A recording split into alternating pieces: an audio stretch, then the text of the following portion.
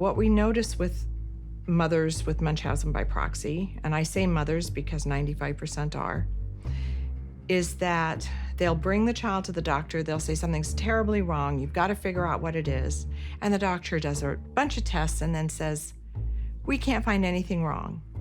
Instead of being like a normal parent, oh, phew, I'm so glad to hear that. Thank you for reassuring me. These mothers will be upset. What do you mean nothing's wrong?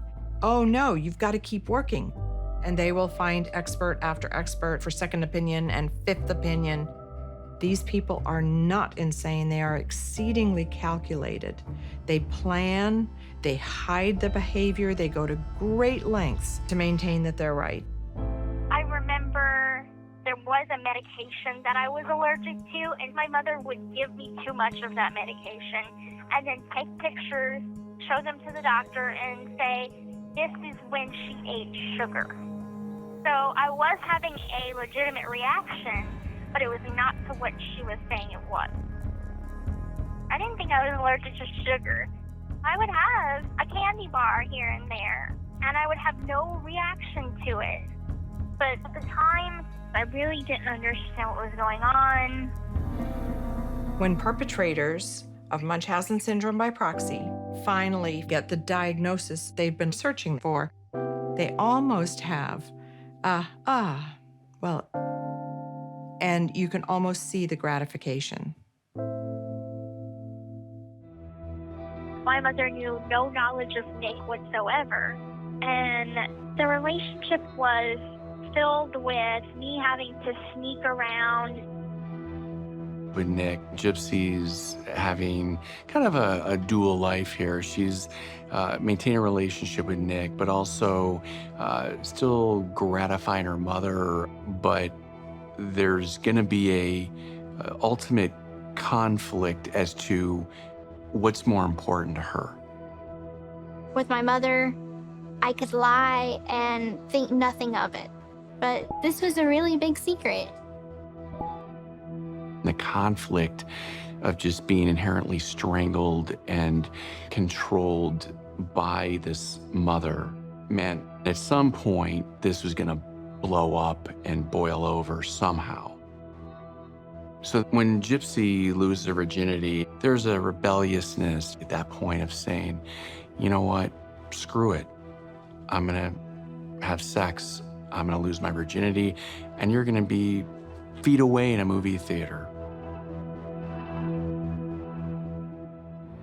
There was absolutely a fear on Dee Dee's part that she was starting to lose control of Gypsy, and also really fear that she would lose the sickness in her child, which was her lifeline. It was her reason to live. And so she had to teach Gypsy a lesson.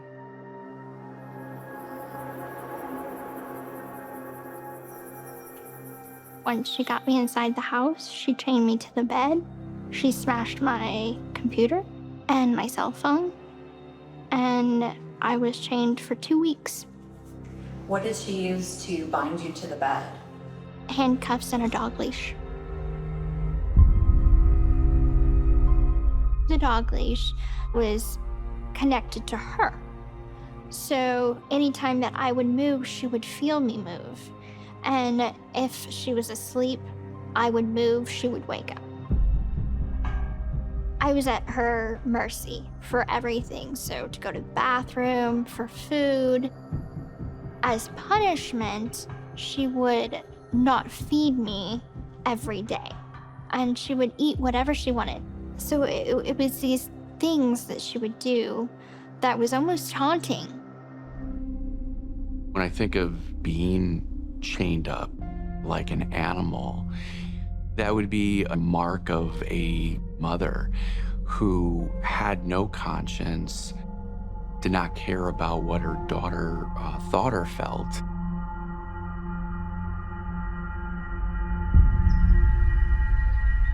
For 2 weeks, I tried to gain more of her trust. A lot of begging on my part. I promise I won't do it again. I'll be good. I will never talk to Dan again. to the point where she believed me enough to start allowing me little freedoms like going to the bathroom on my own, taking a bath on my own. So leaving her sight for small amounts of time until she took me off the chain completely. After this attempt, she was very sensitive to when I would move in the bed. And she kept a knife by her bedside table. And she threatened me that if I was to attempt to run away, I would be punished for it. Dee Dee was very controlling, but yet dependent. And so there's going to be pretty harsh punishment and abuse if, she defies her mother. After the 2 weeks that I was chained, my mother put a voodoo hex on me. She printed out a picture of Dan, and she printed out a picture of me, and she went to the store and got a mason jar and a cow tongue. She put the cow tongue in the mason jar with the 2 pictures and a little bit of my menstrual blood. Put it in a mason jar, buried it in the backyard, and said that you will never find love. You will never be happy. So I think that it's true.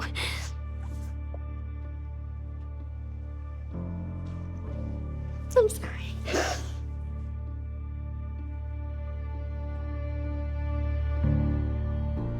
I just think it's true because it's like every time I get close to someone, they leave me. Many men write to me in prison. That's how I met Ken. We got engaged in 2019, but it didn't work out. I was still such a young girl. I had so much to learn about relationships.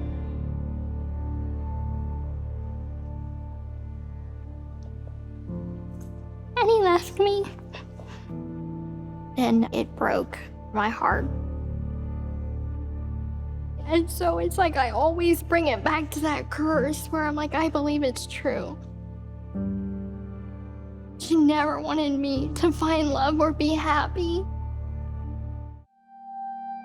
I do have mixed emotions about not growing up with a father around.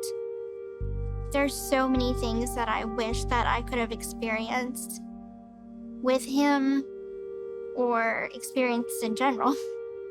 But I look at my sister and I look at all the things that my sister got to do that I never got to. And for a long time, I have been very jealous of my sister. And it's stupid, but the simple fact that she grew up with our father, she got to have him at prom, she got to have him teach her how to ride a bike, all the things that I never got to. And it hurts. I think about what could have been. I look at her, my sister, and I think maybe I would have just been just like her if I would have lived with my dad. Maybe I would have been cheerleading captain or something,